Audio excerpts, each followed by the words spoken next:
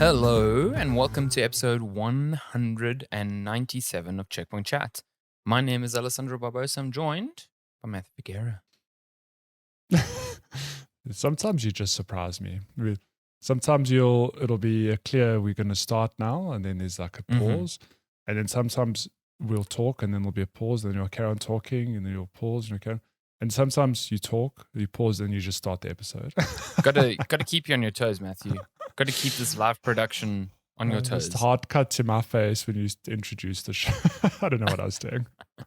It was like that was an even longer pause than usual because you knew what was happening, and I think you were still shocked that it was happening so soon. Just got the timer started the recording, and it's production brain going on here.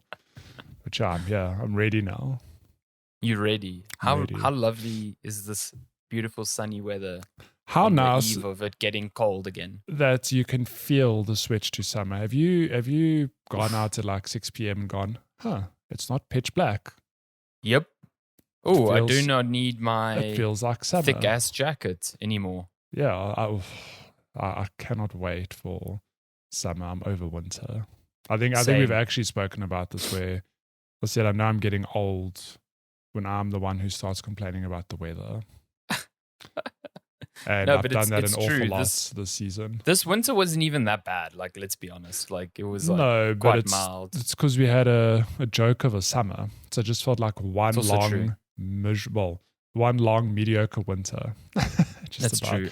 But we also had like tons of rain during this winter, which is so unusual. And you're right.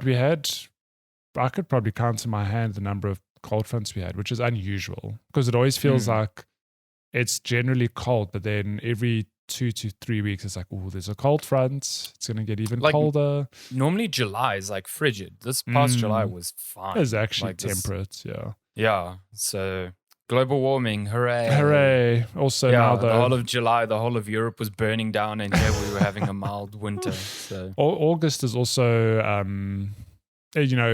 it starts warming up. There's always one surprise cold front, and I think this weekend is the surprise cold fronts.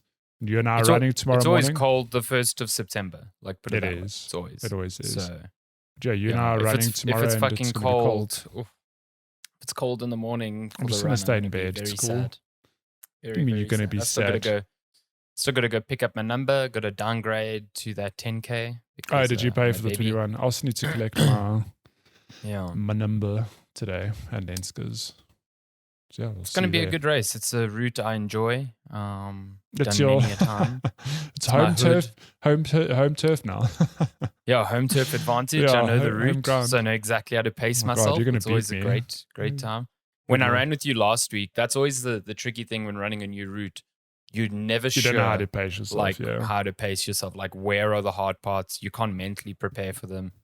And then you have a running partner who just lies to you after every corner, who's just like, no, after this hill, it's pretty much fine. After this hill, like 3Ks later, we're still hitting I told you there were hills.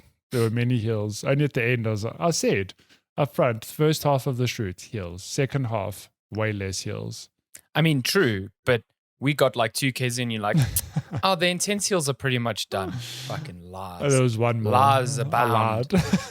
Lies abound.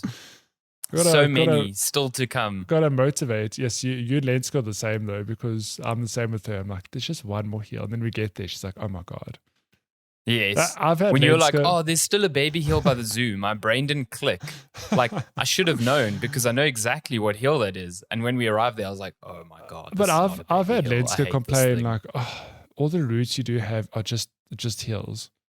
And I've said, well, okay, be my guest. You plan a route and figure one out without hills. I mean, it's impossible if you're doing a circle. Literally. So, yeah. Yeah, but this area specifically is like impossible. There's routes. You leave my road, you're either going to go up a hill, down a hill. And if you go down, you're going to have to go up. And if you go up, you're going to have to come down. So eventually, you're going to have to equal it out it's again. Not like I can just run a flat line anywhere.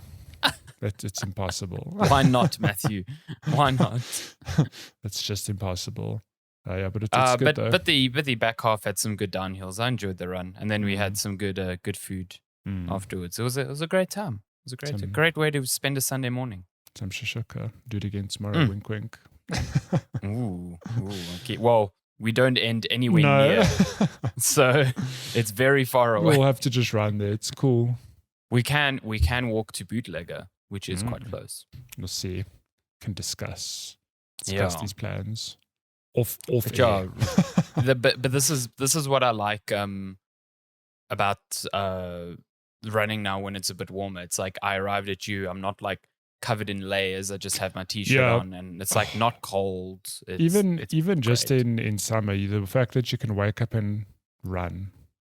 Yeah, It's lights pretty early. You don't have to worry about layering up or getting dressed super. Although super in warmly. summer you're racing against the sun because as soon as it hits like 9:30, it's going to be I'll tell hot. you, I hate getting up early, but it's this weird thing of in winter, I can't get up early because it's cold and it's dark. So it's nice to sleep in, but I don't like that the day gets away from you. So we've been running like 9, 10, and we finish at 11, then shower, then it's 12. I'm like, oh my God, the morning's gone. Yeah, half the day's gone. Summer, I can get up at 6, and it's weird because it's so warm. I just get dressed and I go, get home 7, shower, ready by 8. I'm like, damn, got the whole day ahead of me still. Exactly. Then you feel like you've done something and it's like the day's just started. It's such a great feeling. Will I crash at evening? Probably. But it doesn't matter. But it's fine. It doesn't matter. That's future Matthew's problem. I had a good start to the day. It's cool. Will I be able to game late tonight? Probably not. It's cool.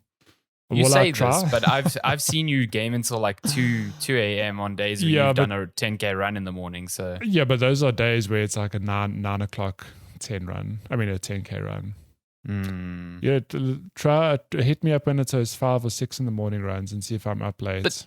No. But on the days that you stream, don't you get up and go running in the morning? No. Oh, okay. I thought you did because I was like, oh, you do that and then you stream until like midnight. I'm like, I don't know how you live, but until midnight, please. Those are rookie numbers. No, in winter we do lunch runs. Okay. Because you can in winter. In summer, you will actually die. No, that is just no bueno. Not going to happen. Yeah. So wait, on a streaming day, you don't run in the morning, but then you'll run on a Wednesday. So you're just like running on fumes at that point. No, at lunchtime. Good. Oh, okay. If you're running at lunch, right? Sorry, and then but in summer, you need to get up in the morning. No, we run in the evenings because then it is light. Okay. Work, yeah. Yo, I can't do the evening runs. Like I've done a few of them, but you have the whole day to talk yourself out of that run. I know. And then you get to 5 p.m. and you're like, I'm so tired because work is taken out of me. Now I must go run. But you know what? You need to tell yourself that. Have you ever done a run that you've regretted? No, true. But it's way easier for me to be like, I'll do it tomorrow morning. This is the motivation I have, whether it's a morning or an evening run, where I'm like, I don't want to. And it's like, have I ever regretted it? After. I'm like, no. Then the first K, I'm like, oh, this is the worst. And then by the end, I'm like, damn, this is the best thing I've ever done in my life. It's so shit. That first few, it's just like when you arrive at gym. Like I've had moments where I've like gone to the gym, literally parked, sat there and been like, I could just leave.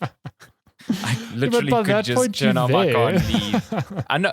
Listen, there have been at least 1 or 2 instances in my life where I have done that. I've just got there and been like, I'm tired. Fuck this, and just like turned on the car again and turned around. My next question is, where did you go after you turned your car on? Did you just go straight home? I went back home. Or did you hit that McDonald's?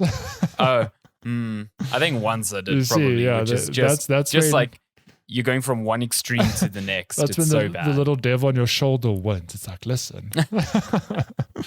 Or I do the even worse thing where I go there. I'm like, cool, I'm just going to check Twitter quickly. And then half an hour passes in my car. And I'm like, what have I done?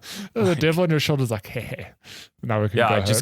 I just leave. I just go. Oh, my God. Yeah, no, it's great weather now to like, start getting to the gym quite well. Like you can get there and it's like light, you know what I mean? Especially for someone like Sean who goes at like 5 a.m. Oh my God, it's nice to have like light. Actual light, yeah. Yeah, it's a good time. I like this sort of transition from winter to summer. So what the Americans would call spring. Sorry, I was going to say fall, but I was like, wait, that's autumn. Never mind. Like, do we not call it spring? Yeah, I was like, sorry, my bad. I'm going to do that from now on, just with normal terms. I ate some food this morning, as Americans like to call it breakfast. Like, hold on, doesn't everyone call it breakfast? And I covered my my leftovers after with what Americans like to call aluminum. Oh, good Lord. Yesterday, I got given such shit by Shani because we had a guy at work whose birthday, it was his birthday, and he bought this like tart from this French patisserie, and it was a pecan tart. But I kept saying pecan. Pecan. Yeah, that's American, isn't it? It's pecan. For a few minutes, she was like, what the fuck are you talking about? And I was like, the nuts. She's like, pecans. And I was like, oh, right, yeah, that's probably how you say it. Or as Americans like to call it, nuts. These nuts. These nuts. It was a very good tart. So, like, I think we were speaking about it in Discord this week, that I've been to many French patisseries locally, and they're all fucking disappointing. But I don't know where this one was, but the tart was exceptional. The Discord this week had me questioning everyone because there was discussion about which desserts are bad. And I'm glad that Curve and I agree that no dessert is bad. They're just tiers of what is better than the other. I mean, that's true, but there are bottom tier desserts. Like, there are desserts that I'm just like, eh. I'll say there's desserts which aren't my preference, but I'll never not eat a dessert. You're going to come here and tell me jelly and custard, you're going to be happy with that? I'll eat it. I'm there.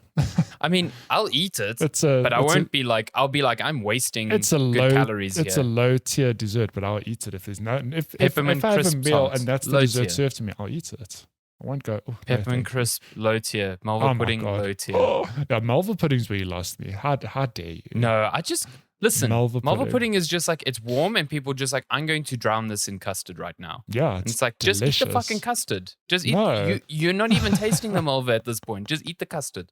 Stop joking with yourself. Oh my God. It's like saying I eat hot dogs for the mustard. Just ditch the hot dog and eat the mustard. I mean, are we wrong? Yes, it's a vessel for tomato sauce and mustard. Are you eating a hot dog being like, wow, the quality of this sausage is so good? I'm not going, damn, this mustard is the best part of this meal. It's fucking great. I love mustard, yeah. Cheesecake. That is a top tier dessert. Cannot beat cheesecake. I did laugh. What dessert did we say that Darren's like, actual cheesecake? Oh, no, we were talking about, I was talking about a chocolate souffle. And I was like, you can get a cheese souffle. Yes, but it's like, actual cheesecake. I was like, you're not wrong. You're not wrong, but also this isn't even a dessert at this point. Like, still cannot believe that at one point in his life he thought cheesecake was just cake with a slice of cheese in it, which is just fucking mind-blowing to me. Melted cheese. Why do they call it cheesecake? Cheesecake's a weird one. Can I tell you why? Because baked cheesecake is S tier. Fridge cheesecake is like on bottom tier. Like, fridge cheesecake is or so maybe it'd boring. be better if they added more slices of cheese. Make it an actual cheesecake. I want cheddar. At least on mozzarella 3 layers of cheesecake, please. Some ricotta. Actually, most cheesecakes use like mascarpone and ricotta sometimes. So I've had a ricotta cake before. Not great. So you see, there's actual cheesecake and cheese. I mean, actual cheese. And there's cheese in cheesecake, definitely. So but it's like there's so much sweetness to it. It's like, yeah, might as well not be. And it's usually mascarpone. So yeah. Goddamn.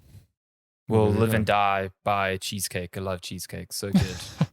It's been a very varied intro. My notes here say cold fronts, heels, American accents, and cheesecake. It's great. Yeah. Got it. But with that, this Chickmon chat, we talk about cheesecake and video games. Sometimes. Yeah, we actually have quite a few video games oh my God, to talk about, which is strange because this is probably like our longest preamble ever. So, Well, it's up there. It's up there. Well, so sorry, I just had like a piece of hair cheesecake. In my mouth. God, I wish. Past few weeks, I'm sure if you've been listening, you remember I've been saying I've been playing something that I can't talk about. That hasn't been Cult of the Lamb, unfortunately. I have played that now, but that's not what I was talking about. was Spider-Man Remastered on PC. Bam. Look at that. I got this game like 2 weeks ago, but like the game that people are going to be playing now that it's out was only really patched in like 2 or 3 days ago. Nixies and Insomniac Games. So Nixies is the development house that Sony bought a while back, specifically for stuff like this, like to port games to PC at a high quality, because Nixies used to work a lot with Square Enix and Eidos Montreal to bring their games to PC, and they always did a phenomenal job, and Spider-Man is no different.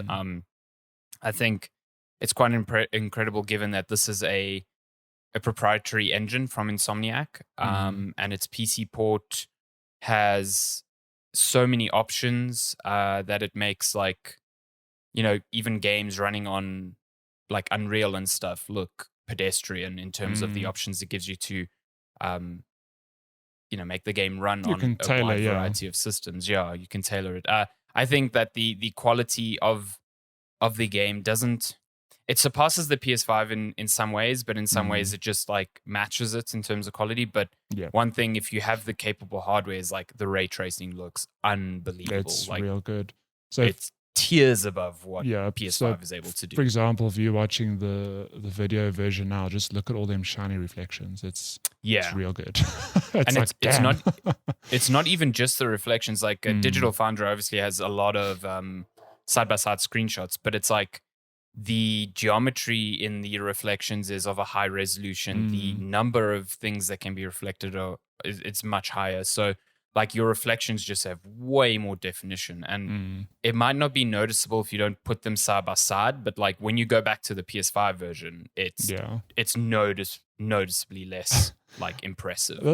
Which is saying something, because that game was impressive from the get-go anyway. So. But I mean, it's funny because for me, it feels like the game that keeps on giving, because I played it on PS4. I was like, damn, this is a great game.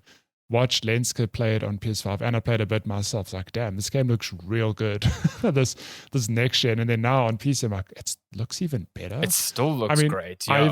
I showed Lenska yesterday. We know that opening scene so good when Peter wakes up, jumps out the window. It's so great. The whole transition to like jumps out a window and then you're in the game. You're in the game. Yeah. And I was just swinging, and I was like, how good does this look? And she was like, oh my God, like it looks lifelike.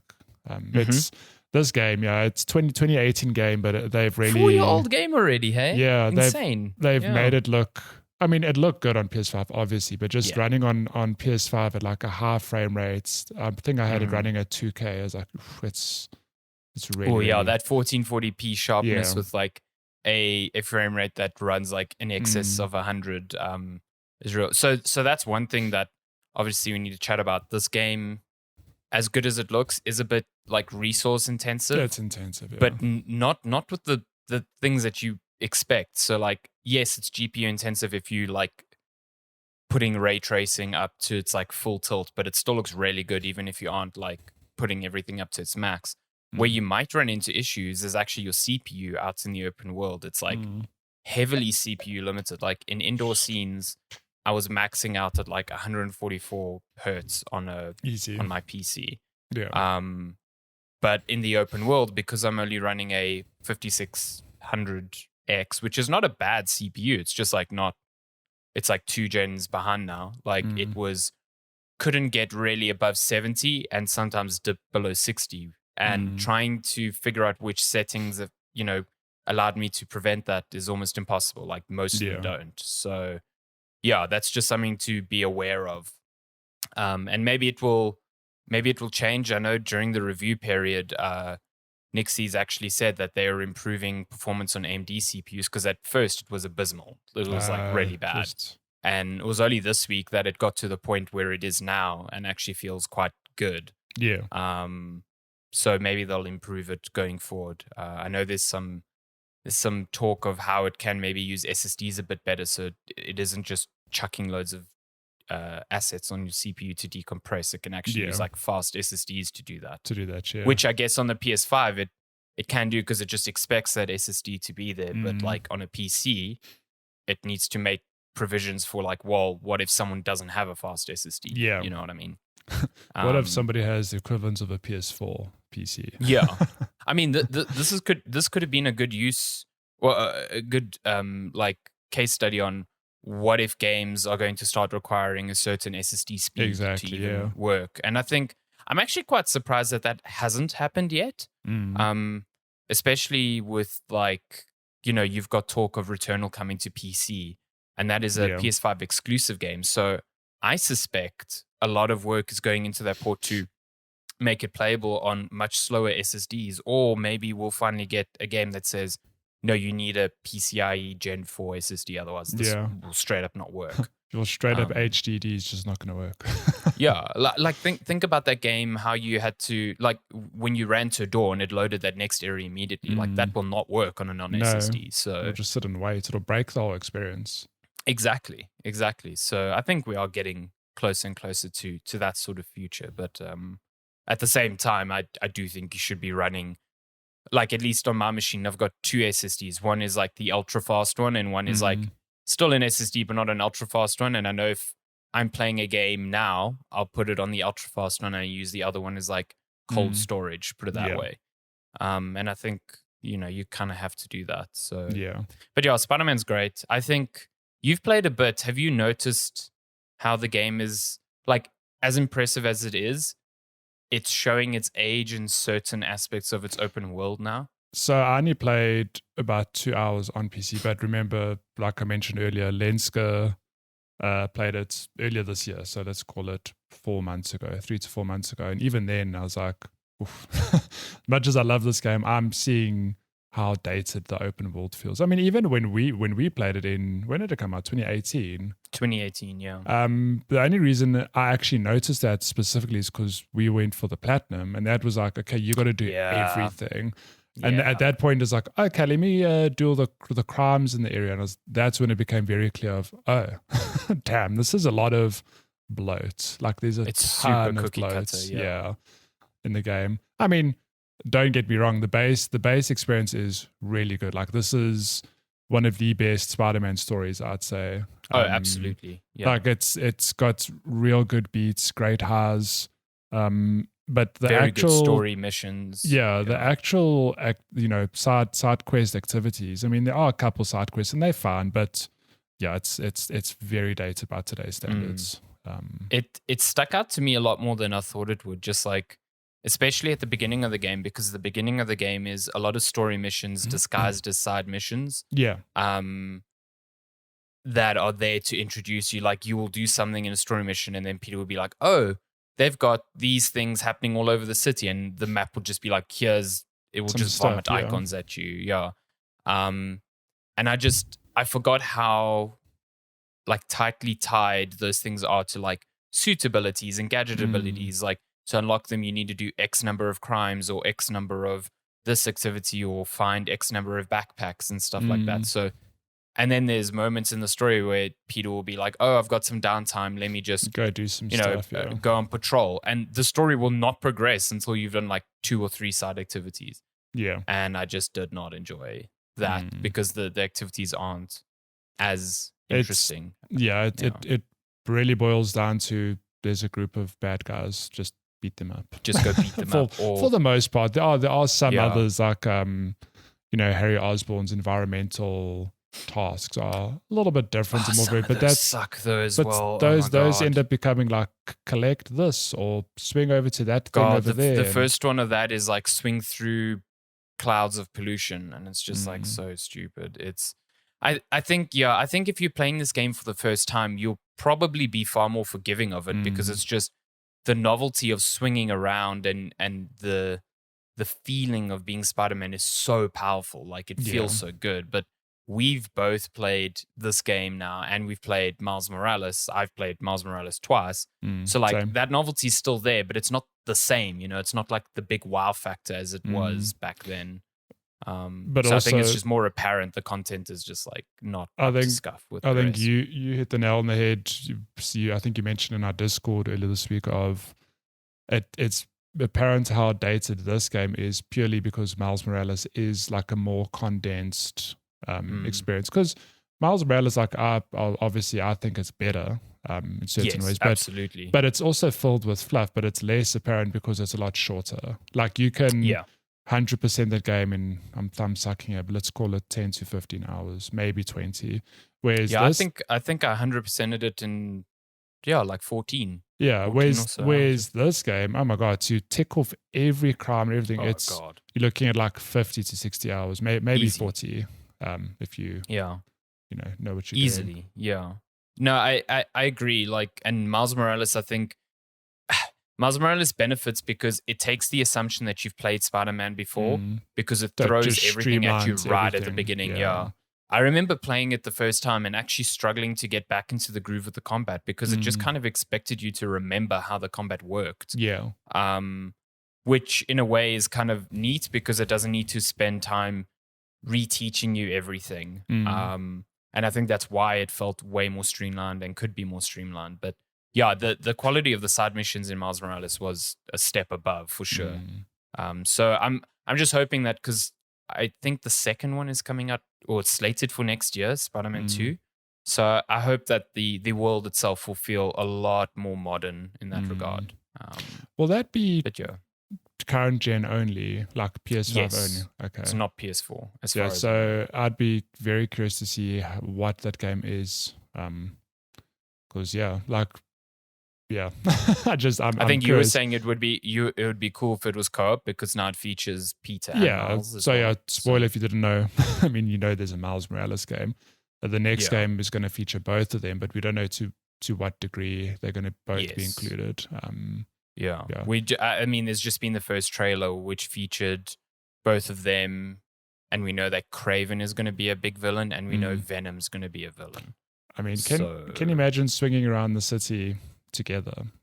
That'd be, I think, some good fun. But or they do a GTA 5 style thing where you swap between the two. I really like that, because I think if you haven't played Miles, like, it's not just, this is now Spider-Man, but with a different like costume. It's like Miles plays so differently. Yeah. His abilities are different. His stealth abilities are different. His combat is different. So yeah, I think it would be great if the game utilizes them both to those strengths. So, yeah. But I mean, if you've not owned a PS4 or PS5 and you're new to Spider-Man, you have some good content to look forward to, because I mean, this is out now. Miles Morales is coming out late this year, if I'm not mistaken.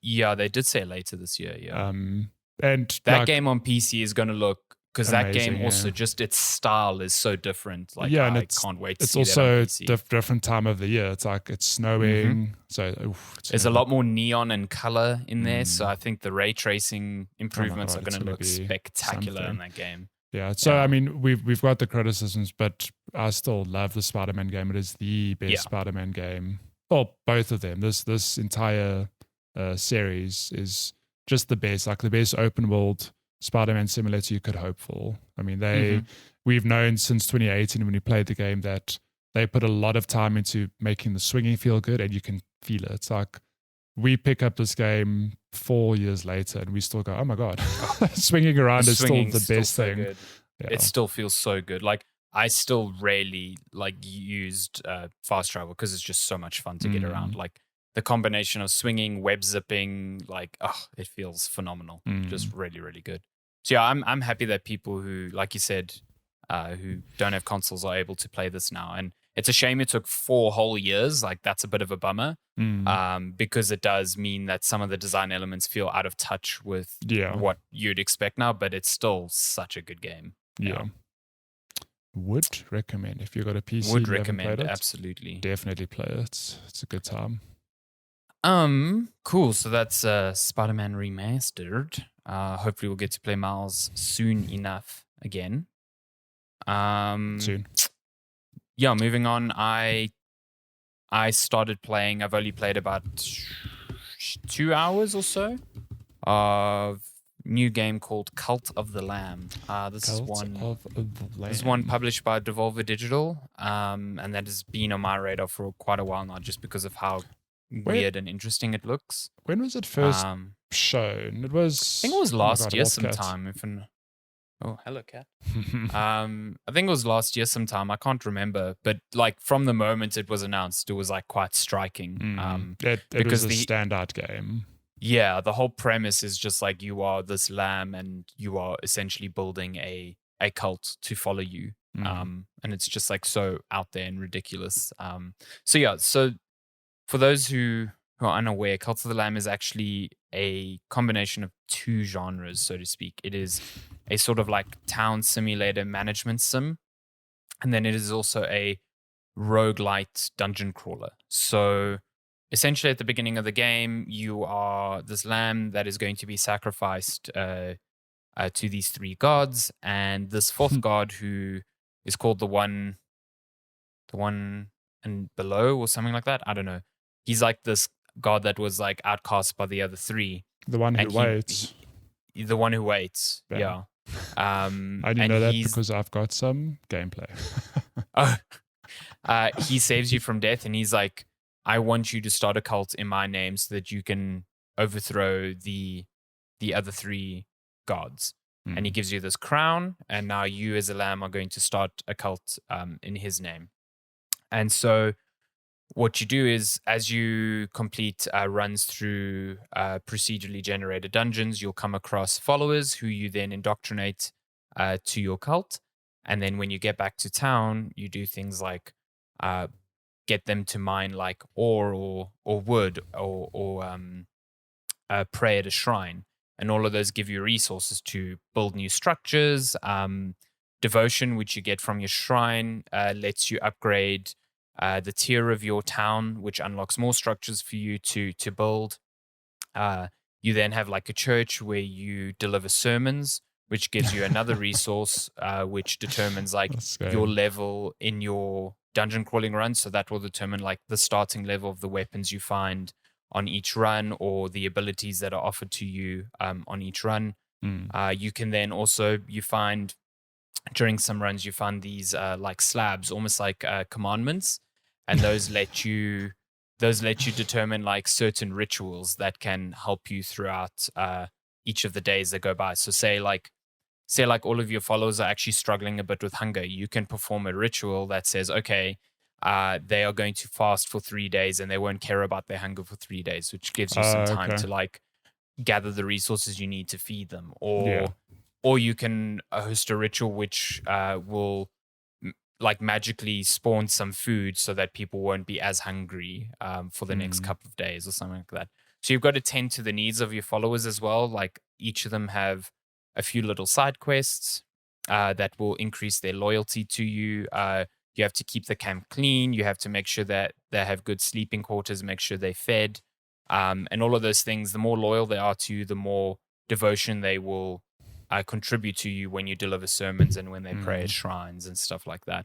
So it's got a really captivating layer of like, go out into the dungeon, get some resources, beat some mini bosses, come back and then spend those resources to make grow your camp and increase your follower count and make sure that your followers are the most effective they can be. And the story is quite interesting because it's not so much tongue in cheek as it is like a real like harsh critique on how religion works, because the God you're serving is basically like bleed your followers dry for everything you can type of thing. Like make sure you're getting the most out of them, even if that means they end up dying, because there are rituals where you can sacrifice some of your followers. I know. There are instances where some of them die because they haven't been fed or something's happened like this. Sometimes your followers do not see eye to eye, stuff like that. So that's a really interesting critique on like you are building a cult not to follow someone. It's more like you have all your self-interests at heart. You don't have the interests of your the interests of your followers are there just to serve your ultimate goal, not really because you care about them. Put it that way. Which is a really interesting like commentary on religion from a game that looks as cutesy as this. Like, it's adorable. Yeah, it's really cute. Like if you're watching the footage, if you're not watching the footage, I was telling Matty before we started recording it. To me, it's like a combination of Don't Starve, that like 2D sprite look in a 3D world, but with the animation and mannerisms from like a Powerpuff Girls. It's got this really good It's those big animation eyes. style. Yeah, it's the eyes. The eye animation is really good. They're so emotive and evocative. Like, it's really, really good. So I'm thoroughly enjoying this game. Like, it's just got such a captivating hook that doesn't take a long time to like surface itself. Like, after half an hour, you're like, cool, I know exactly the mechanisms of this game. I know every day I need to, in the morning, deliver a sermon, because you can only do a sermon once a day. Then I need to go into the dungeon, and then I need to come back in time to like upgrade my camp, so that by the time I'm done, it's the morning again, and I can just continue that loop over and over. And the dungeons are neat. They're like small interconnected rooms with enemies. So the rooms themselves are small, and the combat's fairly basic. It's like you've got one weapon with a one main attack. You've got a sort of pseudo magic attack that you can do. And yeah, you like can in my game, I've unlocked weapons now that do poison damage. I think I just unlocked a tier that allows me to find weapons that do vampiric damage. Nice. I've got a bunch of magical abilities that like, there's one that spawns like a line of tentacles in front of me that do damage, which is quite fun. It's really good. There's a really good dodge mechanic, like a roll dodge with, iframes attached to it. And the boss fights are quite neat. So each dungeon, when you run it, it like fills a bar that determines when you can fight like the overall boss of that dungeon. So in the first case, I had to beat that dungeon 4 times before I could face the big boss, and I did that yesterday. And the final like big boss is sort of like an amalgamation of the mini bosses that you fought prior in terms of abilities. So it's a nice little challenge, because you're like, oh, okay, I fought all of these 3 challenges like individually. Now I've got to cope with them in one enemy at once, like all of the attack types and movement types. So it's good. I think this is 100% a Matthew game. Like, I'm playing this and I'm like, Matthew's going to fucking adore this game. I'm watching the footage. I'm like, oh my. Yeah, it's apparently quite long. So Jessica Howard, who did the review for GameSpot, said she played for 30 hours. So yeah, there's apparently a lot of replayability in the dungeons, and I think it just like exponentially grows out.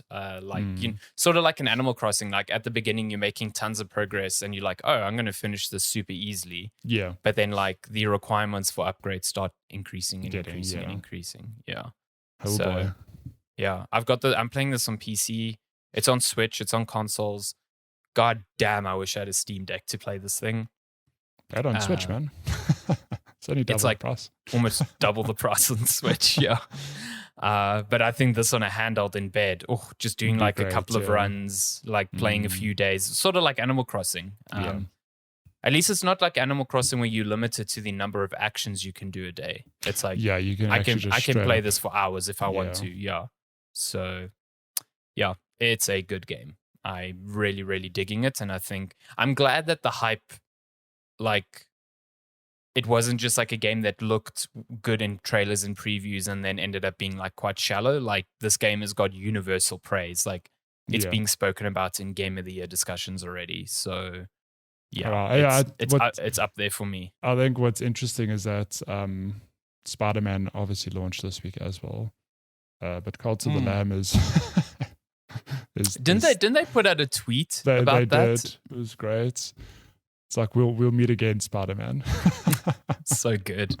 But so it's selling very well, which is cool. I always love seeing surprise indies do good work. Do you think calling this an indie is strange, considering Devolver published them? Like, it's Devolver is a publicly traded company now.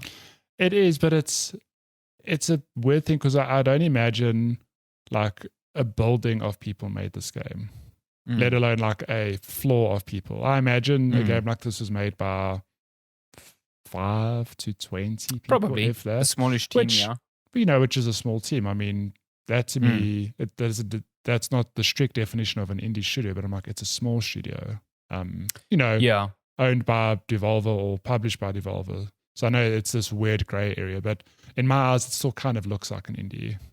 I think, listen, I agree with you. I think I think I was just seeing this discussion crop up on Twitter again, and it's a good discussion to have because like there are games still coming out today that are by definition indie. They are self-published. They don't have help from publishers because like Devolver, even though they are a publishing label, they provide a lot of money and financial security to the games and studios they're publishing. So it's a very different concept from indie, which by definition means independent. Yes. And that's just not how sure. it is anymore. But I agree with you. It's the sort of, to me, it's the sort of style that the game is developed under. It's like a small team with a small core concept that is sold at a lower price. Yeah. And I think people have just latched onto the name indie to describe that type of game. That type of game. I mean? Well, think of this. Who's the studio that made Hitman? Is it IO? IO Interactive. I don't think they owned. They're independent. They're independent, but you'd never look at Hitman and go, "That's an indie game." Exactly. At least I wouldn't. For the longest time, Bungie was the same thing. When they split from Activision, they were publishing themselves. Would you consider Destiny an indie game? Not a fucking chance. But by definition, they are independent. Bethesda is independent, or they were independent. They were a label that collected a bunch of studios, so by nature they were independent. Like, so it is a weird term, but I get where people get hung up on. Like, I get the problem where it's like you get an actual indie game on Steam that is $10 versus a Cult of the Lamb, which is $25. But the process of making those two games are wildly different, even though you'd call both of them indie. Like the developers of Cult of the Lamb probably had far more financial backing to help get their game over the line. So, but at the same time, I'm glad companies like Devolver exist because it helps more games like this, get created without the financial risk of the developers. Like if this game does not sell, like we're ruined. You know what I mean? Yeah.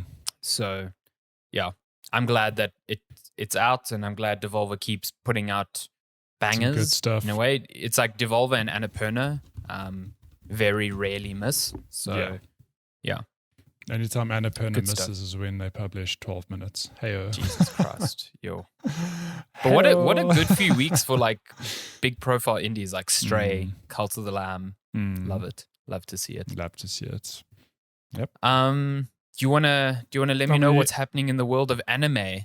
Oh my god! So I am playing a little indie. No, I'm kidding. A little anime. Oh, it's a baby game. It's so small. Yeah, it's super small. I'm playing a JRPG called Xenoblade Chronicles 3. So it's a casual 5-hour game. It's super short. I'll probably finish it by today. No, I won't. I started this game last week. I mean, and I spoke about it very briefly. I'd played maybe the first hour, which, okay, if you've never played a JRPG, you need to understand this genre of games. You go in knowing that the first 5 to 10 hours, if not more, are basically a huge tutorial wrapped around story. This is no different. So I'm only 8 hours into Xenoblade Chronicles 3 now, and like I was telling you before we started recording, I am still getting so many tutorial cards. And I have to keep reading them in detail because I'm so worried that I miss something, that an upcoming tutorial builds on a system I don't understand. What I'm getting at is that I'm still early days in this game, which I believe... it's Matthew in the game, if you're watching the footage right now. It's me. I believe this game is anywhere from 80 to 150 hours. So I'm really just 150. Are you serious? I've seen. Holy shit! I think there's enough side quests to keep you real busy in this game. So I've really just scratched the surface level of Xenoblade Chronicles 3. But I've played enough of it now, at least, to give you more detail on how the game works, and it works very similarly to. I've only played number 1 in the whole franchise. I've missed 2 and I've missed X. But it's got that same signature Xenoblade thing of you explore these huge open spaces. You'll see in the video footage probably now. It's these huge open spaces that you can run around and just pick up resources, take up fights with any of the local wildlife. And obviously, as you explore, you'll encounter other characters who will give you side quests, which the sort of ilk I've encountered so far are like, I need X amounts of this. So it's some fetch quests, but I have seen that the quality of side quests in this game are a lot better than the predecessors. So I remember in number 1, most of those quests were literally like, even by the end of the game, I go to a new camp and I meet someone and they're like, I need 5 parsnips. And you're like, why? why am I doing why am I doing this level of quest now? And I'm making a stew. I just need those parsnips. But yeah, it's been interesting because these worlds also always start out like innocently enough, and I know this game's gonna go places. So just to briefly recap, this game is set on a world called, I think it's Ionis. Oh, that's a good name for a world. These I've got to memorize these names because there's some weird nonsense going on. And all I can tell at the moment is that I'm part of a faction, either Agnes or Kevis, and I'm in a war with the opposite faction. Humans in this world only live 10 years for some reason. So you're literally born, you learn to fight, and then you die. And the whole premise of these factions is that they want to fight the other faction to steal their life force to sustain their own faction. So yeah, it's very. So if the more they fight, the longer they live. So yeah, it to me it seems like it's just this ongoing cycle of they in an ongoing war with each other to harvest each other's life forces to sustain their life. If that makes sense. Rad. That is a cool premise. I like that. But we all know that this is probably going to be some microscopic layer, and that there's, I'm sure, a bigger force that's either controlling these factions or there's a bigger world. That's the sort of thing I'm expecting. I haven't got the midichlorians. Yeah, I'm imagining that because I remember Xenoblade 1 was the same thing of like, there was this war between these two warring, these two big machines, and now there's 2 different factions, and that game went places. So it's interesting because I think these games are set in the same universe, but they completely stand alone. Yeah, that's what I was about to ask. Like, because I've seen some people saying, like, you will get more out of this game, obviously, if you've played the other 2, but they are so separate in a way that you don't need to play 1 and 2.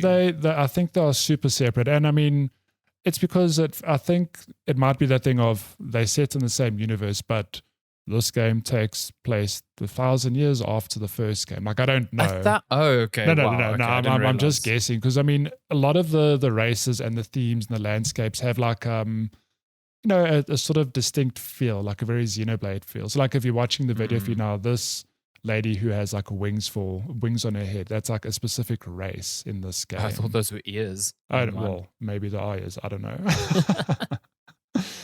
But yeah, it's JRPG nonsense in the best way, and I'm looking very much forward to actually, it's funny because I've put in 8 hours, which you think would be enough to sort of give you more information. But all I can really tell is that I've got a little bit more information on the world that I'm running through, but even if just at a surface level. But the game itself it's good fun. Like if you're watching the video feed now, this is what I've been talking about. Oh my God. It's just these big open spaces to run through. There's lots of collectibles. How is this running on a Switch? This looks amazing. So yeah, it looks good, but it's funny because when you have it on Switch, it kind of looks like the textures are low res. A bit muddy? Okay. A bit muddy, yeah, which I guess it has to, because when fights get busy, there's a lot of effects happening. There's a lot of stuff happening on screen, and the performance doesn't dip, thankfully. And I imagine, it's for that reason. I think you're also running into the issue I've had for many years with the Switch now, is that you're playing on a higher resolution display, because obviously you're capturing while this is docked, obviously. Yeah. And because the Switch dock only outputs at 1080p, regardless of what display you've hooked it up to, it depends on your display to upscale it, and upscaling on a display level is always bad. It always makes everything look really soft. A little bit more muddy, yeah.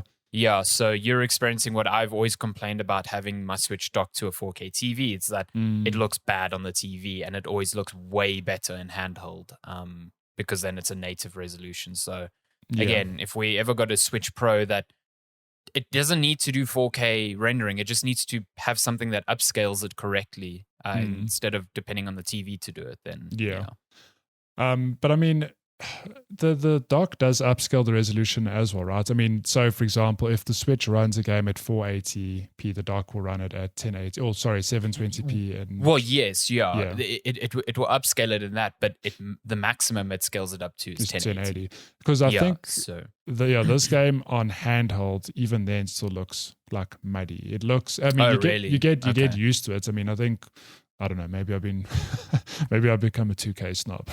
You become spoiled by the sharpness of 1440p. So look, on Switch initially, I was a bit like, oh man, this looks muddy, but you get used to it. I think it's part of the look of this game as well. I think it's got a good art style though. Lots of color. Yeah, the color's very bright. There's a lot going on. Happening on this heads-up display though. On the UI, yeah. Jeez, there's a lot happening. One thing I will say, again, I've only played the first game. You could only control 3 characters in the first game. So I think you could choose from 6 or more characters. You could only have 3 of them at any time. This game, you have 6 people. Like I've only just recently, towards the end of I suppose in hour 4, 5, or 6, you get a full party of people. You start off with 3, and then now I've got 6 people. You can only control 1 at a time, but interestingly, like Final Fantasy VII Remake, for example, in battle I can swap between them if I wanted to. But that really comes down to like a personal preference thing. It's not like the AI is holding back on spells and I need to switch to them to cast it. It's more a thing of I just want to play this character because they're a spellcaster and I know how they work, for example. Or I know this character is all about dodging and being, in the thick of battle. I prefer playing with them. The AI does its thing. And like you actually mentioned before we started recording, there is an auto battle mode. If, you just want to grind out, you want to just run around the world, let your party do their thing, it's a mindless grinding, that is an option. But I imagine, so at the top of the segments you might have seen in the UI, I was busy learning about how characters have different classes, and it's got that thing of you can switch different classes, and then if you sort of maximize a class, you can retain those traits or skills for other classes. So it's got that layer of stuff which I still need to dig into. So early days, but I'm going to be playing this game for many, many, many weeks, probably months. It looks good. Like, this is the first time I've been interested enough in a Xenoblade Chronicles to be like, I might pick up this game. Because it looks like Xenoblade Chronicles 1 always interested me, but never to the point where I was like, I'm going to invest 100 hours into this. But this one looks pretty fucking great. Well, and the thing is, this being on Switch is great because I can just jump in, do a couple fights, or run around, collect some resources, and then dip out. I do think when it comes to the cinematics, that those are almost, I'm going to say, Metal Gear-esque. There's some long cinematics going on here. Hell yeah, I'm into it. So I suppose that's counteracts the quick play sessions. But the point I'm getting, it's great on Switch. Games like this I can actually finish because I will find time to just slowly chip away at them. If I played 8 hours this week. If I keep this up, I'll finish the game in like 12 weeks, which is cool. This is another example of like, I'm looking at this game, I'm like, how is Pokemon allowed to look as bad as it does when this is on the same hardware? Come on, please. It's weird. This game looks great. Like, visually, there's a lot happening visually. I think the Switch is probably like screaming at you while playing this. It's just like, help, like release me from my pain, please. It's good. I think we're definitely getting to the point where a more powerful Switch needs to come out. Next year is like a definite, maybe a Switch Plus, whatever the hell they decide to call it. Yeah, that'd be great. Even if it's not a Switch 2, because I think transitioning from the current Switch to a brand new platform is going to be tough for them because of how many they've sold. But just something that's like, cool, we can play Switch games on here, but you can also play the newer ones, that'd be great. I would buy that in a heartbeat. My goodness, so would I probably, and I have an OLED. What is wrong with me? So that's Xenoblade Chronicles 3. Xenoblade Chronicles. I'm keen to check in on you with this. Oh my god! In the coming weeks, this is going to be the new Elden Ring. Oh my goodness! Can you believe? Speaking of Elden, no, I'm kidding. Speaking of Elden Ring, not today. Satan. But So we are done with that's games for the week. This week, we actually had a lot to talk about this week. A whole assortment of new games. Do you want to move on then to gaming news? Oh, no games out this week? Oh, sorry. Yeah, right. Game releases. I totally forgot about that. We can fly through this because we've nearly hit an hour already. Yeah. We are looking at games from today. So that is, what are we? August? Yeah. August 13th. Up until August 19th. My goodness. There's some games. We are looking at, geez, so many. There's actually, cool. Oh my God, yeah. Yeah, quite a few. So firstly, we got Fashion Police Squad, which I think we made a joke about last week, where you are the fashion police, quite literally. Mm-hmm. Came to PC. August 16th, Roller Dome. That's that like roller derby slow motion shooter thing. Coming to PC, PS4, and PS5. Mm-hmm. That looks fun. I'm kind of keen to play. Yeah, that. I'm keen to see how that reviews as well. Way of the Hunter coming to PC, PS5, and Xbox August 16th. We've got Blossom Tales 2, The Minotaur Prince. So Blossom Tales is a sort of like Zelda clone-ish thing, if I'm not mistaken. Okay. It came out on Switch a while back, and it's like pretty good. So this is a new one. Come to PC and Switch August 16th. Kirby's Dream Buffet. This is Kirby / Fall Guys. Yeah. As far as I can tell. That got a release date this week, so it's coming out August week. 17th. Yeah, on Switch.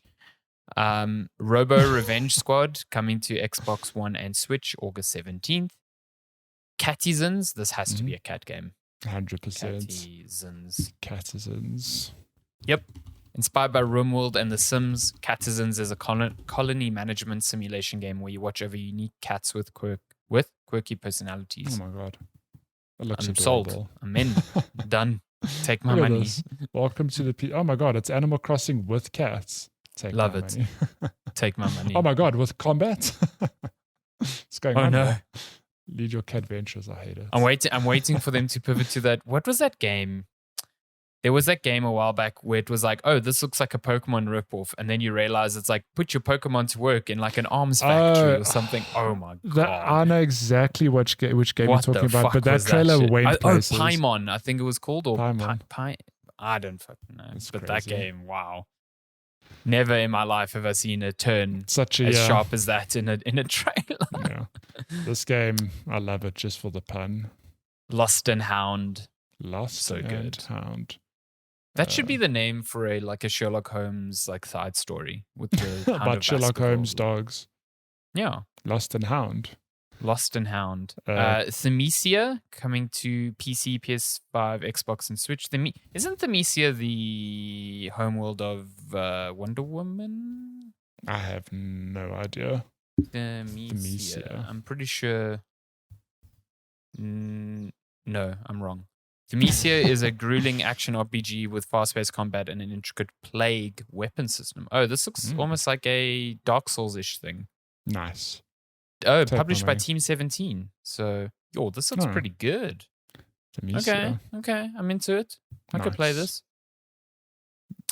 Then we've got Metropolis. Nice. God, is this another simulation but with dogs?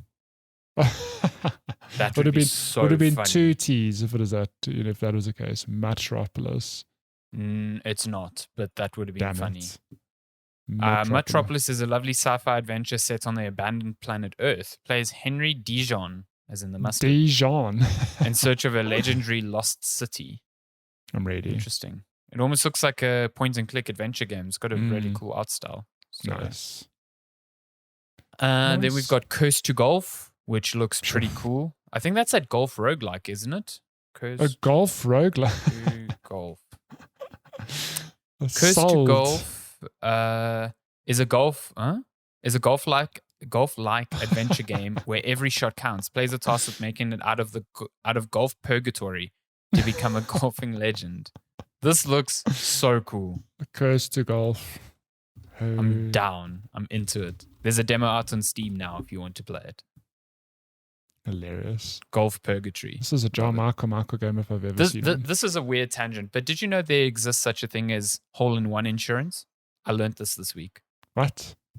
So apparently most golf courses, if you hit a hole-in-one, you are obliged to buy a round for everyone at the club. Yeah, so I've heard people about that, literally take out insurance against this because it can be in the thousands. Oh, shit.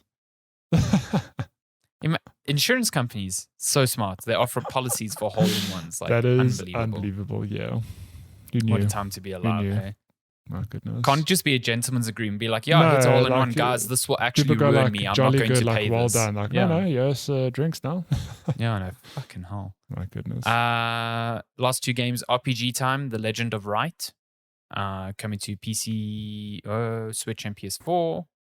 It's only out on PC in September, so it's only Switch and PS4.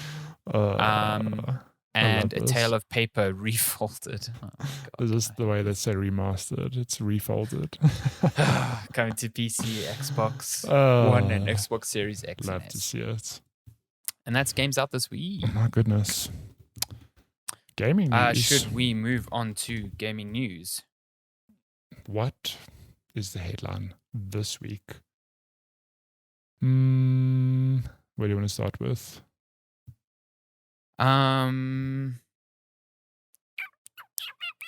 Good Lord. Let us talk about maybe.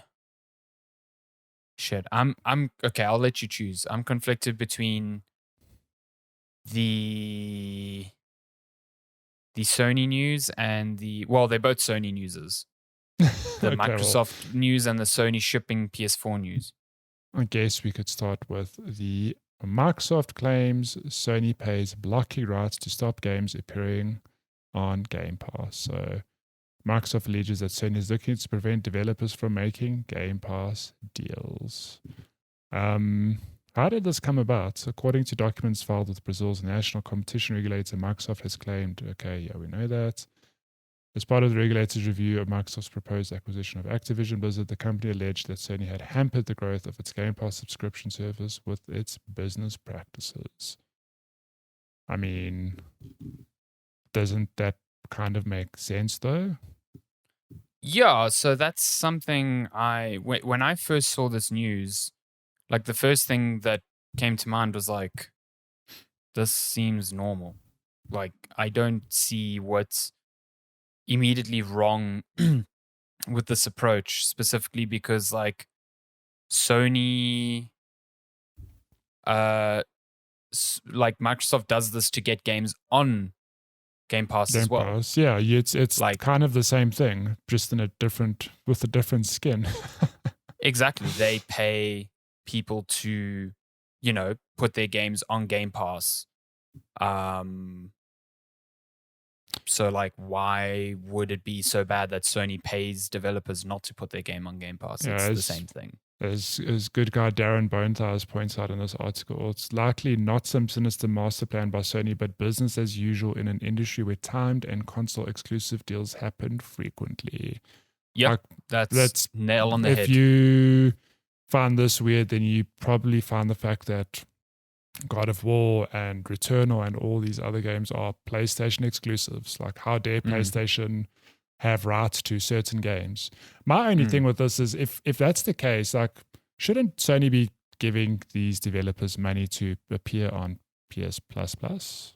Like, so maybe that's the plan in the line. That's the plan going forward now. Yeah. So I think maybe before PS Plus or whatever was a thing, because it's only been out for like a month and a bit now. Yeah, maybe they were just literally paying money to being like, we cannot afford to have this game launch on, because most games that launch on Game Pass are only on PC and Game Pass for a very long time. Like a lot of what we call indies or some third-party ones, they launch on Game Pass and they're just straight up not on PlayStation. So this could just be Sony being like, listen, we will pay you a bunch of money to launch on PlayStation and not on Game Pass. It doesn't necessarily have to be on their service, but just on PlayStation. Yes, so it might still be on Xbox, but just not on Game Pass, because then it devalues, like, if it's on Game Pass, what's the point of buying it on PlayStation, where Sony gets a cut of each sale, you know what I mean? In this scenario, I think developers win. hopefully, because Absolutely. if you're not being Absolutely. approached by Microsoft to have your game on Game Pass, you're being approached by Sony to not be on Game Pass. Yeah, which is that's the hilarious. thing. Like there was there's been a lot of talk from developers, especially on Twitter. I'm glad that they are being more open about it as well. Just saying that like Game Pass is a win for them because they get told that all of their risks are mitigated before the game's even out. They get paid enough money so that when the game comes out, they don't need to worry about sales. They've got enough money to cover development and some. Yeah. And then depending on the deal they've signed, they sometimes get incentives, beyond that. So it's just like, why would you not take that deal? Exactly. You run the risk of not clawing back your development costs if you don't take that deal. But you also run, the possibility that yours is the next like fucking Fall Guys and you make a ton of money. You know what I mean? So yeah. But the odds are that you take the development cut, the costs, and you make any overhead on that over time. So yeah, I'm sure Sony was obviously offering enough money to some developers that they looked at Microsoft's deal and went, well, this is almost the same. Or actually better than releasing Game Pass. So Sony must have been burning tons of money for that. I'm sure. So I suspect they'll start including those games on PS Plus because it makes no sense. That to me makes the most sense. Why would you pay someone unless it's like, hey, don't go on Game Pass. Also, please appear on our service instead. Yes, exactly. That makes more sense to me. So that's interesting. If you're shocked, be shook by exclusives in general. I mean, all of this stuff is coming up because, there's a bunch of regulation boards across the world all investigating Microsoft's purchase of Activision Blizzard. And as part of that process, they have to ask other industry leaders what they think of this. This isn't Sony putting up their hand and complaining about it. Yeah. This is them being asked by, in this case, Brazil's national competition regulator, like, what do you think of this? What are your opinions on XYZ? And, Sony is saying, well, we think that Call of Duty is a big enough game that it can sway the decision on which console to get, which obviously fucking duh. Both of them believe that. That's why for years now, at first Microsoft had made a marketing deal with Activision for Call of Duty. And then after that, PlayStation had it. That alone was getting people to buy one or the other consoles because the competitive scene existed on that console. So of course they're going to say that. Like, it's not them being like, oh, this is very unfair. It's just like they know that is a fact of life. So, and this is Microsoft obviously coming up with reasons to be like, listen, we aren't the only ones that do this sort of thing. This is what Sony does. Yeah. So you can't call us anti-competitive when our competition is doing the exact same thing. The same, yeah. Yeah. So this is the only reason these things come up. Like, I don't think this deal is going to be blocked. I think it would take something quite massive at this point for this deal to be blocked. And I don't think Sony expects it to be blocked. I don't think them saying any of these things are going to block it at all. They are just being upfront about what they think about this entire thing. So yeah. Well, there you go. But in keeping with Sony news, Sony has shipped over 117 million PlayStation 4 systems per final tally. That's a lot of PlayStation. But you were saying that apparently they are no longer going to be reporting these numbers. Yes, so this is according to... Let me just Is this Daniel Ahmed, no? Yeah, Daniel Ahmed, who's, analyst over... well, I actually don't know where he works. Oh, Nico Partners, that's what... I did not know he worked there. I just know him from Twitter. Yeah, I mean, I'm he like, works this is the dude. There, yeah. This is the dude who just spits numbers every now and then. Spits mad facts. Yeah. Basically just says that Sony in their fiscal earnings are no longer reporting PS4 shipments, which basically means that the final total for the console shipments sits at 117.2 million as of March 2022. This doesn't mean that production on the PS4 stopped. It's just that it's so insignificant. Well, not insignificant, but it's no longer a concern for Sony. They are happy to say, this is what we sold, you know. So that's a really successful gen for the PS4. That is, it is up top there with some of the best-selling consoles of all time. As noted here in this article on Digital Trends, the Game Boy and Game Boy Color combined came in at 118 million. The Nintendo DS is 154.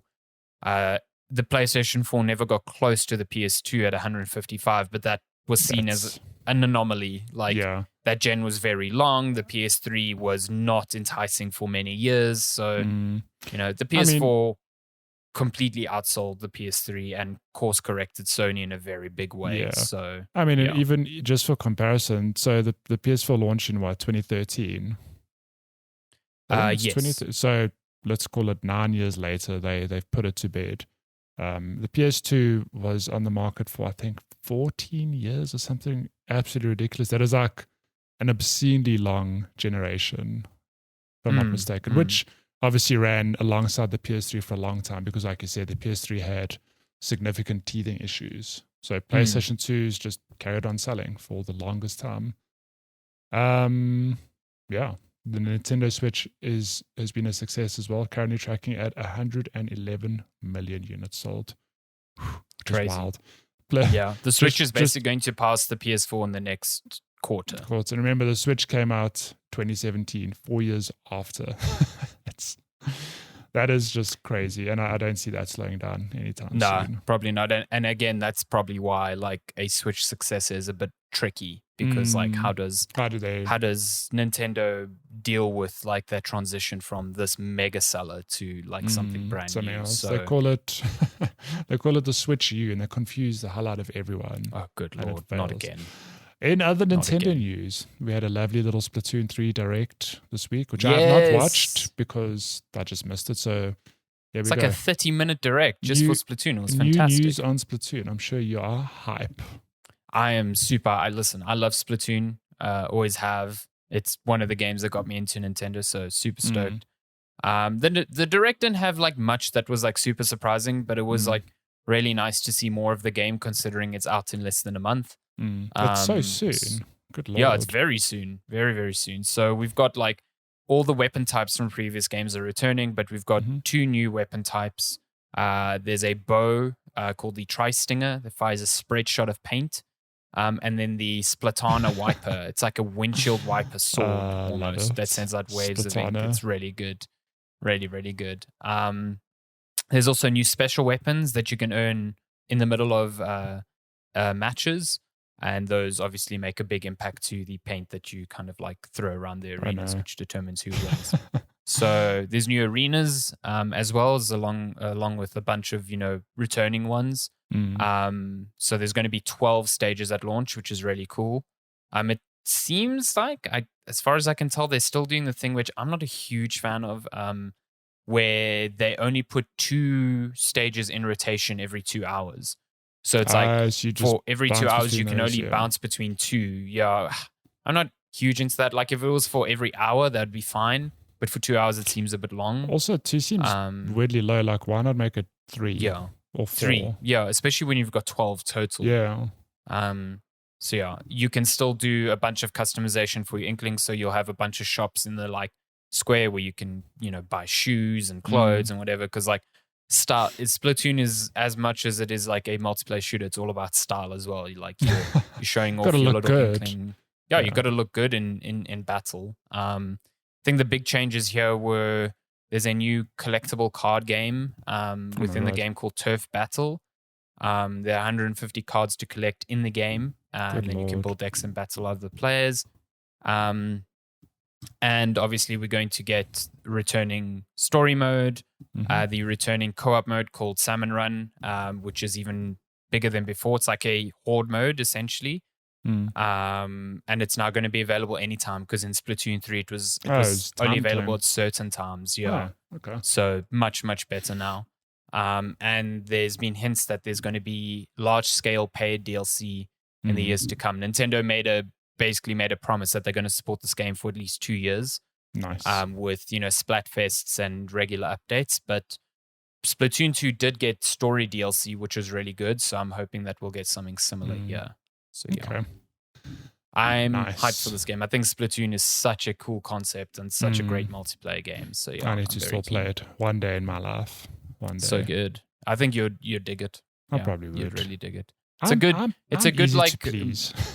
It's what I think is really nice about it is that it's like it's very team based, obviously, but it's also it eschews like the common concept of it's only kills. You know what I mean? It's more like now you've got to position yourself correctly on these maps and like if everyone's fighting in this corner of the map, how can I get around them and like spread paint on this corner very quickly as no one like notices what I'm doing? You know what I mean? Yeah, it's clever. So yeah.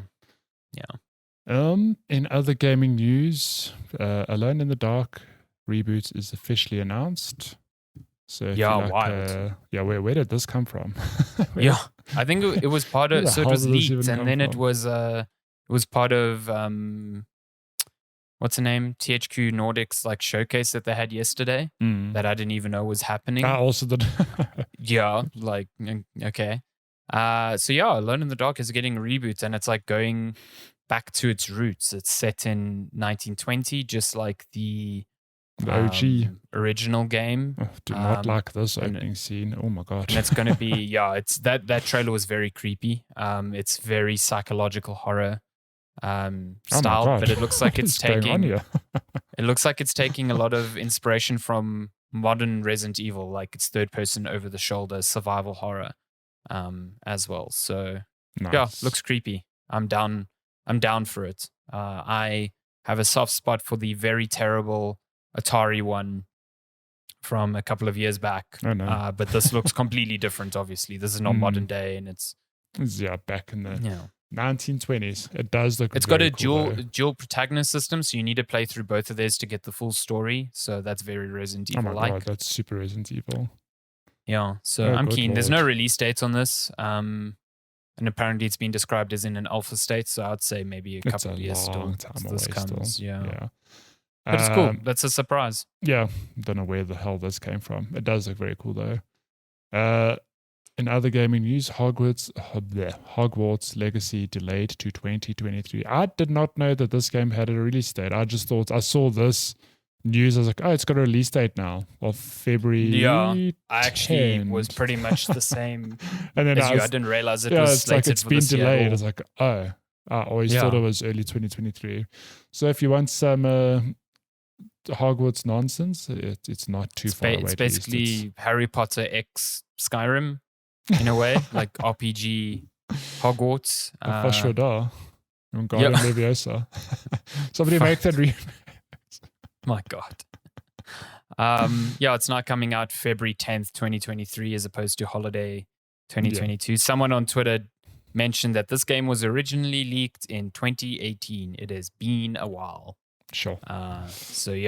It's been coming. Very excited for this game. Hogwarts Legacy is set in the late 1800s, about 100 years before Harry Potter even enrolls. So it's a completely different time period for the game.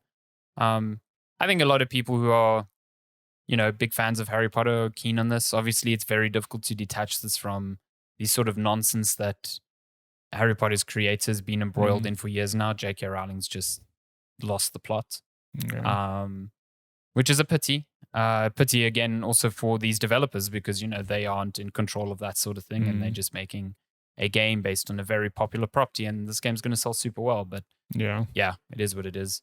But it says that Warner Brothers has distanced the project from her in light of her public and transphobic remarks on gender identity.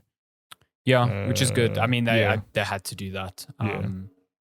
So anyway, this game, like, I'm not a huge Harry Potter fan in any case. Like, I watched the films, I've read the books, whatever. But like, I could play a cool RPG that is based with magic. So like, if it's like combat and stuff. I love the books enough to just wonder if this game will be any good. Like, obviously, I hope it is, but I'm curious to see what the hell it is. I know a couple of people super keen on this because they really love Harry Potter. So like the combination of an open world-ish RPG and like wizarding magic stuff seems rad. So in other delayed news, Marvel's Midnight Suns delayed again. Current gen releasing before the end of March 2023. So if you don't know what Marvel's Midnight Suns is, it is basically XCOM with Marvel heroes. It's a turn-based. Although with the game. weird like spin that it's also got deck building mechanics in it. Yeah. So I think that's the thing that has thrown a lot of people, because they were like super into the idea of XCOM and Marvel, but now it's like a deck builder, and people are like, I don't like deck builders. You know what I mean? So this has just been delayed to when? This was meant to come out in October. Yeah, October, like 7. not long from now, and now it's at least March. Yeah, like because it'll release before the end of Take-Two's fiscal year, which ends March 2023. I mean, this game has been delayed twice now on the precipice of launch. Like, it was meant to come out much earlier this year. I think in like March or April this year. So we're like on the verge of a full year delay. So but I wonder if the reception has not been what they expected. You know what I mean? Yeah. Also, I do wonder, because it's got Marvel. Obviously, it's a Marvel game. Are they, getting heavy-handed with making sure, not in a bad way, but like making sure that it, meets a certain quality? Good. Yes. Yeah. I'd presume so. Like, Marvel obviously doesn't want someone going out the door that isn't up to their standards, but at the same time, maybe they seeing the remarks online and going, well, we need to change this, X and Y. I don't know. Yeah. I hope it comes out in a good state, because I love XCOM and I dig Marvel, so the combination of the two seems rad. But yeah, I'm not sold on the whole card-based mechanic of it. Yeah. And then in last bit of news this week, Hideo Kojima marks the 8-year anniversary of PT. Feel old? Wild. The secret Playable Silent Hill's teaser. demo terrified people almost a decade ago on PS4. My favorite part of this is that, okay, Kojima tweeted this. I think I'm part of the Death Stranding Reddit or something, which obviously has a lot of Kojima fans. I've saw a bunch of posts, people going, what is he hinting at here? He tweeted about pizza. It's like, no guys, he's just saying it. It's like, my dude, it's just the anniversary. It's literally just the anniversary of it. Like, there's nothing else to it. Like, he literally cannot do anything with that game because Konami still owns it. So, sorry. I'd love to know what the alternate reality looks like where this game did come out. I was fortunate enough to play it in its heyday just once on a cousin's PlayStation. Good Lord, it is a terrifying showcase. If you don't know what PT is, it was basically a teaser demo for Silent Hill, or Silent Hills, I think it was called. And then obviously things went sour. Konami and Kojima had a bad divorce. Konami kept the kids. You hate to see it. But I do think that sometimes it's a part of me thinks it's almost better this game never came out, because that demo was so good as a closed experience. It was designed to be that closed experience. I don't know what a full game would have looked like. I don't think it would have kept that same level of horror for a full 5 to 10 hour experience. You don't think it? Yeah, because like the PT, like, it led people on so many like avenues on what a Silent Hill could be, exactly, like this. But yeah, I tend to understand what you mean. It's like, could they have pulled this off on a much bigger scale at the end of the day? But I don't know. To me, it works better as you looping through this corridor. The horror just keeps getting dialed up. Weird shit happens. I don't know how you do that on a full blown scale. So yeah, what could have been, we'll never know. But I've never played it. I'm kind of sad I never did, but at the same time, I had multiple opportunities at the time to do it. I was just dead scared. Like, also at that time, I wasn't like super into horror at that point. I've only really, like, very recently started really getting into horror games. So at the time, I was just like, well, I'm never going to fucking play this. Not a chance. And I feel sad that I'd never got to experience it. But even today, like, the way people talk about it and being like one of the most terrifying gaming experiences they've ever had, not in a way that's like cheap or unearned, just it's like unnerving and exceptionally designed. So it's a bit annoying that you can't even download it now. Like, in terms of a preservation reason, it would be great if I could just play this. You know what I mean? It'd be hilarious is that Konami, if they really wanted to, could turn around and sell this demo for like Imagine they're just like, we bring in PT back for $10. Oh my god, they would make so much money. Oh, they would. They would. People would give them shit initially, but people would buy it. They'd buy it, 100%. I'd buy it, unashamedly. Yeah, I'd probably buy it, but on that ancient note, good Lord, 8 years ago.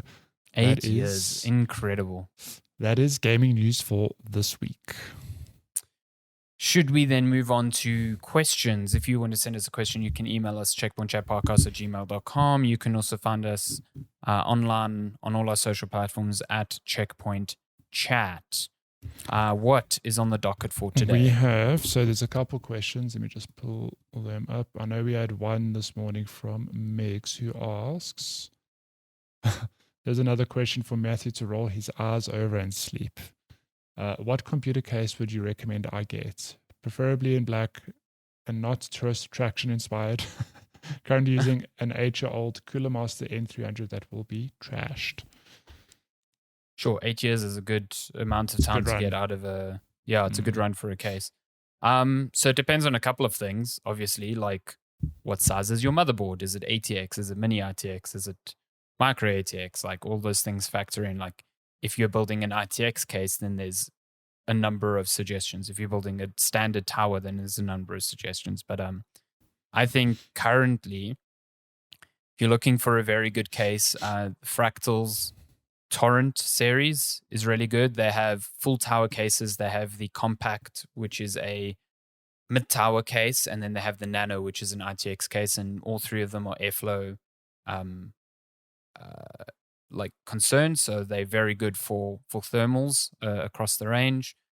If you're looking for just good options for standard towers, the Fantex P400A, Fantex P500A, very good cases that aren't like super expensive as well and just like solid performers. Corsair's 4000D Airflow, very good as well. Yeah, those are, I think nowadays you go for a airflow case. So that means a case with a mesh in the front and with lots of fans. Like do not buy cases with metal or glass front panels. Like you are just choking your poor components. And especially with graphics cards and CPUs getting more and more power hungry, they need more and more cooling. Just go with an airflow focus case. And Fractal, Fantex, and Corsair have put out some solid choices over the past year. So yeah, would go with any of them. God damn. Well, there you go. I know this shit. I love PC cases. I had a nice nap. Cool. We have two questions from good guy Malesh over on email. So he sent one earlier this week. Wait, let me just find it. He says, good day, miss me. Good day.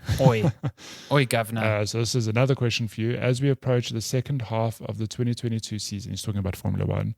Do you think that Leclerc has a chance of catching up to be a real contender for the title, or will Ferrari's strategy and reliability continue to sabotage him? Also, do you have any other spicy predictions for the rest of the season? Are you ready for another nap, Matthew? I can't wait. No, I think Max and Red Bull are way too far ahead now.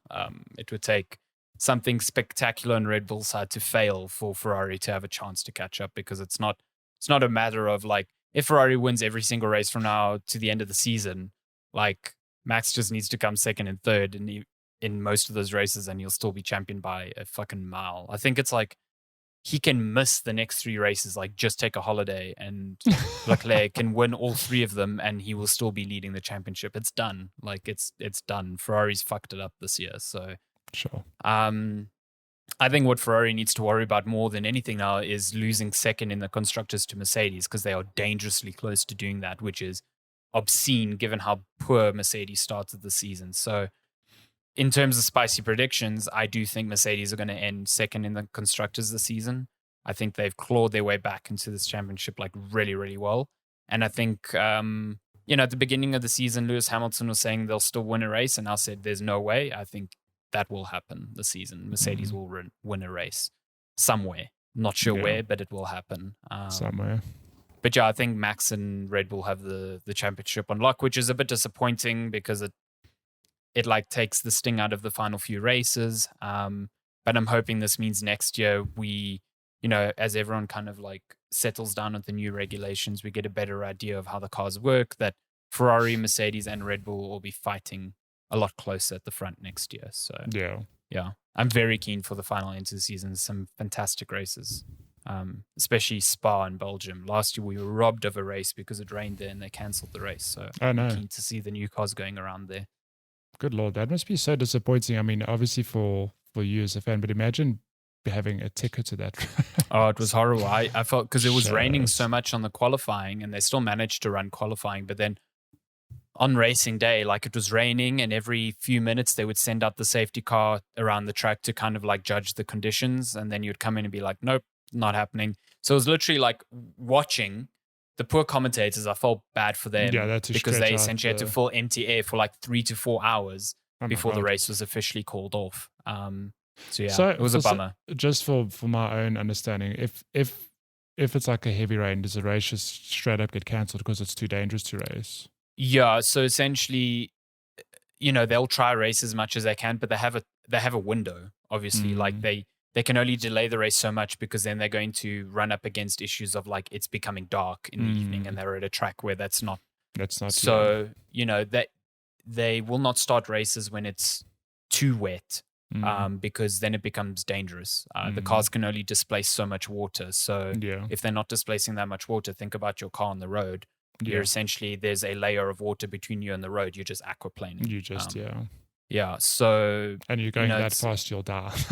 Yeah, you'll die. Like, so they've often stopped races mid-race where the rain has become too heavy. They'll red flag races and try and restart them. But in Belgium last year, it was just like, it would not stop raining for like 4 hours and like heavy rain. So, yeah, they just didn't start the race.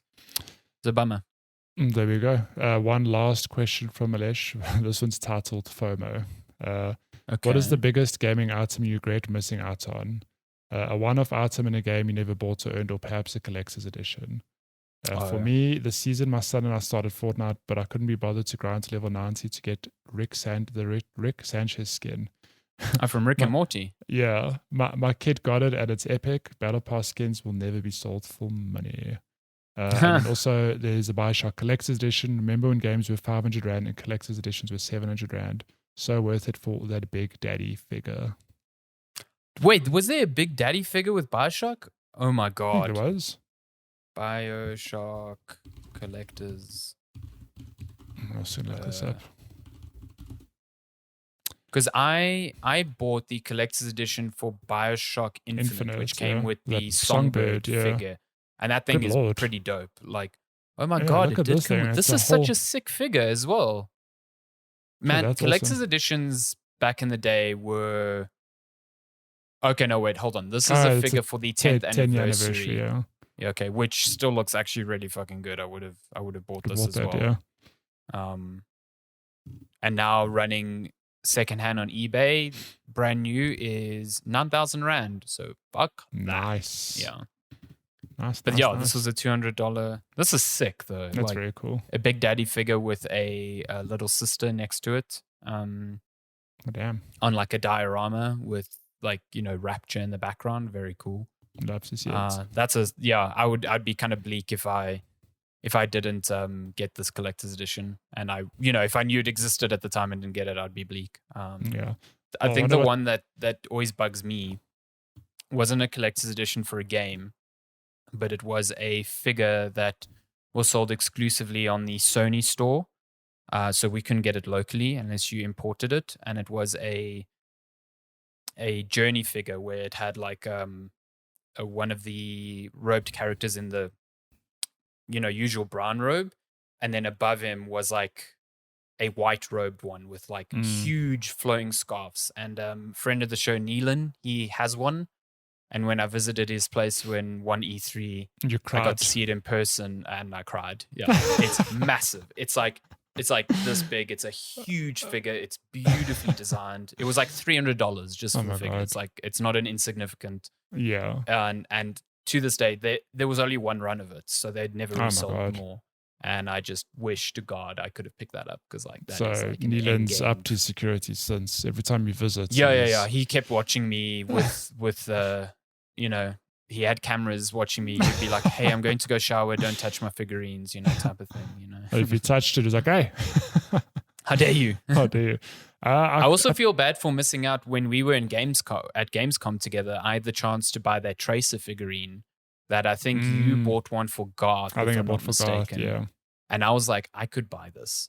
But I was like, I didn't have as much money then than I do now because I was still a student. Yeah. And And I it regret was- not buying it because that figure was dope. It's real That cool. figure was I really think cool. at the time, I mean, even by today's standards, it's still like a fair chunk of change. It was 1.5 Yeah. to 2,000. It was also limited runs, yeah. So now- and out of all the Overwatch figures they released since then, I think it's still the best one. I think it looks Are they still phenomenal. releasing the figures? Because I mean, I know they did haven't some seen since, but I haven't yours. seen like anything. No, because they did a Mercy one. I think they did a Reaper one. I must say that is one yeah. collectible as well. Because even on that same trip, I was tempted. I was like, I don't even collect figurines, but I love Overwatch enough that I want this Tracer. It was cool. real The good, whole yeah. like her little like blue zip line that goes behind her for her recall. Like it just, and I remember at Overwatch at Gamescom they had like a life size version of that figure at the stand. I remember seeing it there. Yeah, very very cool. It's too What are good. your No, I FOMO think the ones? Tracer one comes to mind because you mentioned it. I'm actually kind of good with FOMO stuff. Like, granted, there might be 1 or 2 games that come out where I'm like, oh my god, I really want to play this like now. Like Elden Ring was a good example where I think we were sort of sitting around waiting to see if we got review copy, and the game launched on the Friday, and we were like, well, we're not going to buy it just in case, and then we never got code, and we only got it on like the Monday or the Tuesday. I was like, oh my god! Like, and we like wasted I the was whole like week and we could desperate have to played play it. this Yeah. game. Yeah, but in terms Yeah. of collectibles and stuff, like I can't say anything comes to mind. I'm sure there are times in my life where I'd be like, damn, I wish think bought that. we had the same thing happen when Final Fantasy VII Remake came out. Like we were waiting for Oh my code, god, yeah. never came, and I think we only waited one day. There, we were just like, Yeah, we're fuck like, this, whatever. let's just buy the game. And that's funny because you played it and I didn't play it for months. I know. Like which I blew never my got to mind. it for months. Yeah, it was really funny. Yeah, but yeah, that's Cool. That's That is questions. questions. If you want to send us a question, you can email us checkpointchatpodcast@gmail.com, or you can find us online at Checkpoint Chat on all social media platforms. And that is all of the episode places. 197. 197. Sorry, my bad. 200's Numbers. 200's coming up. Yeah, 200. It's 3 episodes away, and I won't be here. So sorry. I'll do it by myself. Yeah, just solo that episode. Just Hello, go it's for it. me by myself. Well, happy birthday, us. So yeah, that is episode 197 of Checkpoint Chat. As always, thank you so much for supporting. Thank you so much for listening. And we will see you next week. Have a fantastic week. Okay, bye. Goodbye.